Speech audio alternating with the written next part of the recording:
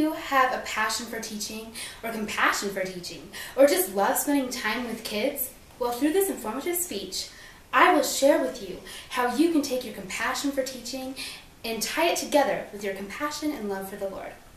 Harris Moyan from the National Education Association website shared his quote about teaching.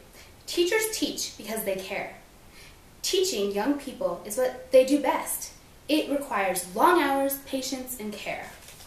Hello, my name is Audrey, and I'm going to talk with you today about how having a job as a teacher gives you opportunities to promote something God values. I will provide 3 qualities. The first quality is compassion. God values when you have compassion for others. Deuteronomy 16:17 says, "Every man shall give as he is able, according to the blessing of the Lord your God that he has given you." As a teacher, you are compassionate toward your students and desire to help them learn. On page 101 of a Beginning Teaching Portfolio Handbook by Bill R. Foster Jr., it states, "Through performance, the teacher engages students in individual and cooperative learning activities that help them develop and motivate them to achieve by, for example, relating lessons to students' personal interests and allowing students to have choices in their learning, and leading students to ask questions and to pursue problems that are meaningful to them." The second quality is love. God values our love for others. Because you have love for your students and care enough about them to teach them right from wrong. Which now brings me to discipline in the classroom. On page 288 of Introduction to Teaching by Don Kadukan, the professional ethics definition is a set of moral standards for acceptable professional behavior.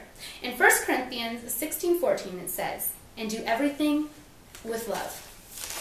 So even though you have to discipline your students and have standards in the classroom, remember to discipline out of love.